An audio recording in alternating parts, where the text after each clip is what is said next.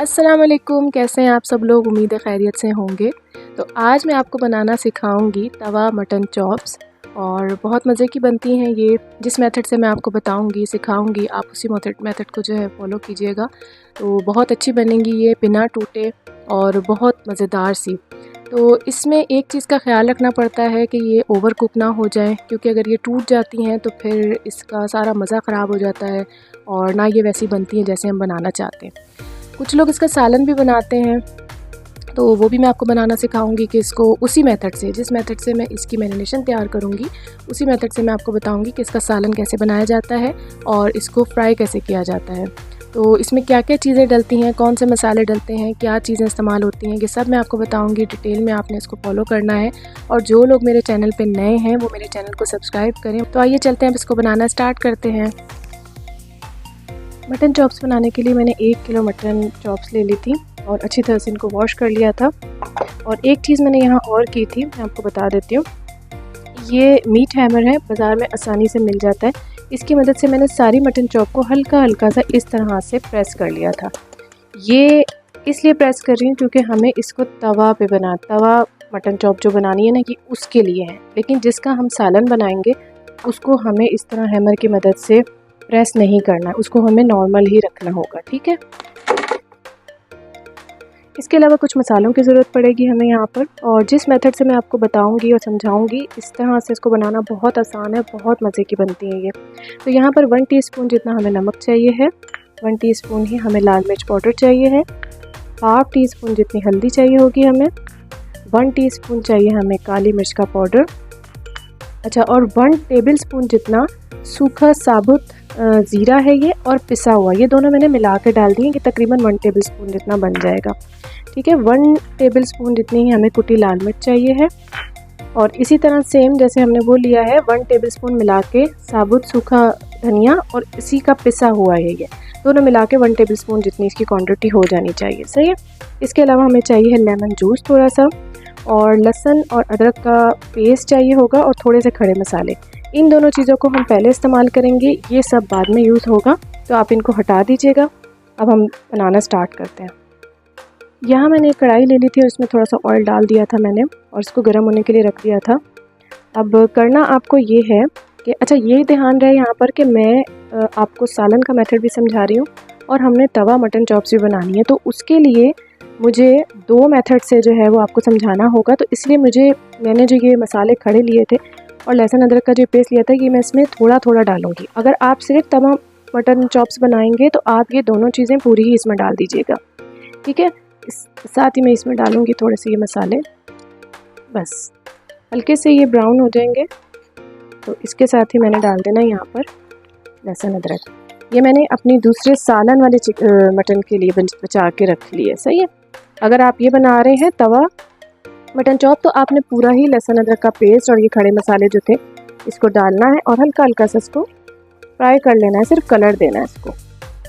तो जैसे ये फ्राई होगा तो साथ ही हमने अपनी चॉप डाल देनी है और थोड़ा सा नमक डालना है साथ, ताकि ये कलर इसका गोल्डन ब्राउन हो जाए। और इस पोजीशन पे हमें इसको 50% पकाना है, बस यही चीज़ मैंने आपको बतानी थी और समझानी थी कि इसकी जो शेप होती है, ये देखें, इसकी ये शेप बरकरार रहनी चाहिए, ये इतनी ओवर कुक नहीं होनी चाहिए कि ये टूट जाए और इसकी शक्ल भी ख़राब हो जाए और खाने में तो फिर बिल्कुल ही ख़राब हो जाती है ये। तो ये चीज़ आपने बहुत ध्यान रखना है इस चीज़ का, और कितनी देर तक इसको पकाना है ये सब आपको बताऊंगी। बस ये फ्राई हो गया है। साथ ही अब हमने इसमें 1 बाय 1 करके ना, चूल्हे को आपने बिल्कुल हल्का कर देना है, और 1 बाय 1 करके ये जो प्रेस की भी हमने रखी थी मटन चॉप्स, ये सब डाल देनी है, सही है। ये डालेंगे हम इसके ऊपर, और फिर डालना है हमें थोड़ा सा नमक इस पॉइंट पे, ठीक है। अब इसको अच्छे से फ्राई करना है, इतना फ्राई करना है कि इसका कलर एक तो चेंज हो जाए, और जब कलर चेंज होगा तो फिर मैं आपको बताऊंगी कि इसके अंदर हमें क्या डालना है और कितनी देर तक इसको पकाना है। 5 से 10 मिनट हो गए थे इनको फ्राई होते हुए, और देखिए इन्होंने अपना कलर चेंज कर लिया है। आपको भी बिल्कुल इसी तरह ही पकाना है इसको, ठीक है। ये बहुत इम्पॉर्टेंट है कि आप इसका कुकिंग टाइम बहुत ध्यान रखें उस चीज़ का, क्योंकि अगर ये ओवर कुक हो गई तो फिर ये सही नहीं बनेगी। बस इन्होंने अपना कलर चेंज कर लिया। यहाँ पर हमें डालना होगा इसके अंदर 1 से 1.5 गिलास पानी, ठीक है। और उसके बाद मैं इसको ढक कर 25 से 30 मिनट तक पकाऊंगी लो टू मीडियम फ्लेम पे, ठीक है। बस इतना पानी डाल के इसको अच्छे से मिक्स करेंगे और लो टू मीडियम फ्लेम पे हमें इसको ढक कर पकाना है, क्योंकि हमें अब इस पॉइंट पे इसको 50% पकाना है, पूरा कुक नहीं करना है, क्योंकि फिर हम जब इसको तवे पे बनाएंगे तो फिर ये सही नहीं बनेगी। फ्लेम मैंने लो टू मीडियम कर दिया था, ठीक है। अब ढककर मैं इसको 25 से 30 मिनट तक जो है ना वो पकाऊंगी और 50% तक ये पक जाएगा, जब तक हम इसकी मैरिनेशन तैयार करेंगे। अच्छा जी, यहाँ पर वो तमाम मसाले जिसको मैंने आपको हटाने के लिए कहा था वो आपने इस दही में डालने। आधा किलो मैंने दही लिया है और इसी में डाल दूँगी मैं लेमन जूस। और ये सारे मसाले जो कि मैंने आपको इनकी क्वांटिटी बता दी थी, ठीक है,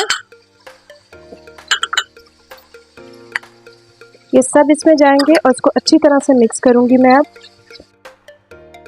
यहाँ मटन चॉप जो थी वो अच्छे से पक रही थी और 50% हमें इसको गलाना था, तो आई थिंक ये गल गई हैं, बस इतनी ही, इससे ज़्यादा हमें नहीं गलाना और ज़्यादा तोड़ना भी नहीं है आपको इसको चेक करते हुए, क्योंकि फिर इसकी शेप ख़राब हो जाएगी।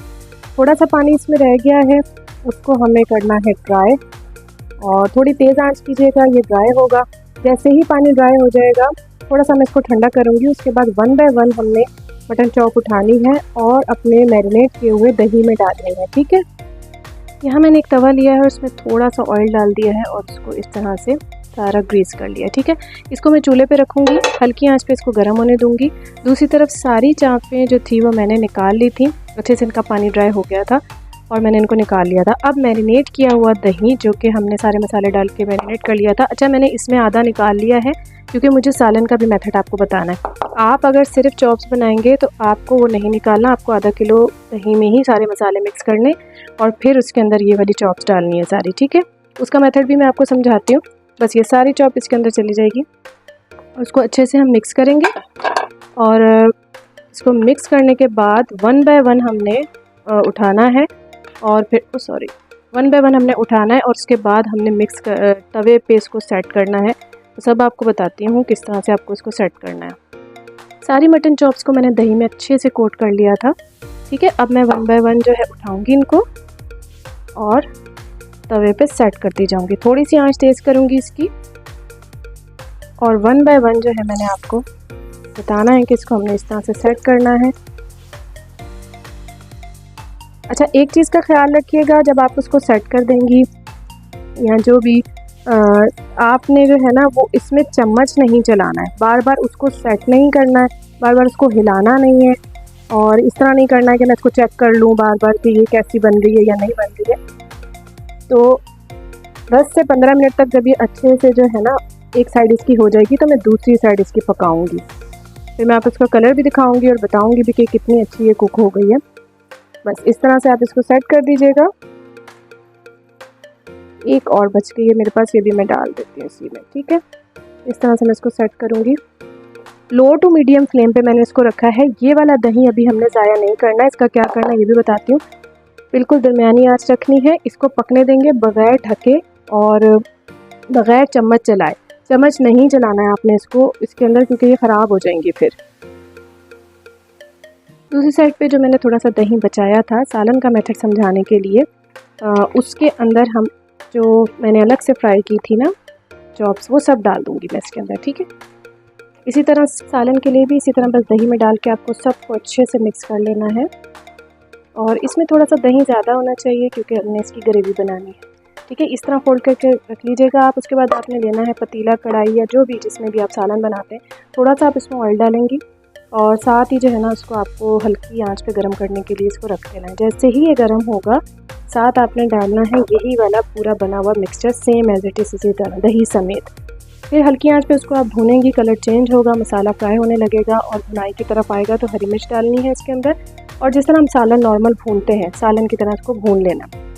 जैसे ही ये भुन जाएगा तो फिर उसके बाद आपने 2 अदद मीडियम प्याज लेनी है, बारीक बारीक उसको काटना है जैसे हम हलीम के लिए और फ्राई करते हैं दाल को तड़का लगाने के लिए, सेम उसी तरह आपको फ्राई करने हैं प्याज, और फिर लास्ट में दम लगाते वक्त इसके अंदर डाल देना है। ये भी मैं आपको दिखाऊंगी, इसका लास्ट व्यू भी आपको दिखाऊंगी। सिर्फ समझाने का एक मेथड बता रही हूँ, तरीका बता रही हूँ कि आपको अगर सालन में बनानी है तो किस तरह से बनानी होगी। यहाँ चॉप्स अच्छे से फ्राई हो रही थी, इतनी ही आंच आपको रखनी है, चम्मच नहीं चलाना है, कोई हिलाना जुलाना नहीं है। साथ साथ ये जो बचा हुआ दही था ये थोड़ा थोड़ा इसके ऊपर डालते जाएंगे, क्योंकि ये जो इसका मसाला लगा हुआ था वो ड्राई हो जाएगा। तो हमने इसको जूसी भी बनाना है और थोड़ी मज़े की भी बननी चाहिए, मसाले वाली होनी चाहिए। तो बस इस तरह से आपने सारी चॉप्स पे ये डाल देना है, ठीक है। अभी भी इसके अंदर आपने चम्मच नहीं चलाना है, बस ये पकती रहेगी, एक साइड होगी तो दूसरी साइड बनाए। 15 से 20 मिनट पकने के बाद हल्की आंच पे अब इसकी हमने साइड चेंज कर देनी है सबकी, ठीक है। इस तरह से देखिए एक तरफ से पक गई हैं और अब मैं दूसरी साइड इनको चेंज कर दूँगी। अगर आपको थोड़ा सा जला हुआ महसूस हो कि इस तरह से जल रही है तो अपने थोड़ा सा बटर लेकर इसमें डाल देना है ताकि ये सॉफ्ट हो जाए। बस मैं सबकी ऐसे ऐसे एक करके साइड चेंज कर दूँगी। सारी मटन चॉप्स जो थी वो अच्छे से गल गई थी और तवे का थोड़ा सा बुरा हाल हो जाएगा, लेकिन आपने परेशान नहीं होना बिल्कुल भी, क्योंकि आपने जो है ना उसको डिप करके रख देना पानी में थोड़ी देर के लिए, उसके बाद जो है ना ये साफ़ हो जाएगा। इसको अच्छे से वॉश करेंगी तो साफ़ हो जाएगा। बस इसी तरह हमें इसको गलाना है और यही कलर देना है, लाइट गोल्डन सा और हल्का सा इसका। अच्छा ये वैसे गर्म है लेकिन मैं आपको चेक करके इसको दिखा देती हूँ कि ये गल चुकी है, देखिए इस तरह, ठीक है। ये इस तरह गल जाएगी, मैं अगर इसको तोड़ूंगी तो इसकी शेप ख़राब हो जाएगी। बस इसको मैं डिश आउट करूँगी और इसकी फ़ाइनल प्रेजेंटेशन दिखाऊंगी आपको। और यहाँ एक और बात मैं आपको बता दूँ कि मुझ समेत जो लोग भी खाना बनाना सिखा रहे होते हैं उनसे खाना बनाने में बहुत सारी इस तरह की गलतियाँ हो जाती हैं कि कुछ चीज़ गिर जाती है या कोई चीज़ हाथ से छूट जाती है।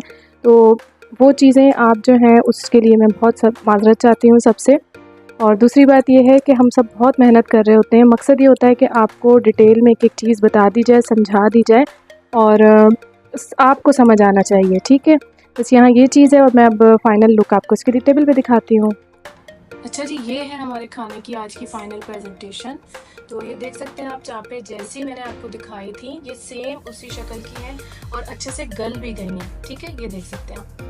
तो बस आई होप आपने एंजॉय किया होगा और सालन का भी तरीका मैंने आपको बता दिया था, इस तरह से आप ग्रेवी बना लेंगे इसकी। और इंशाल्लाह न्यू वीडियो के साथ हाजिर होंगी दोबारा। अपना बहुत सारा ख्याल रखिएगा।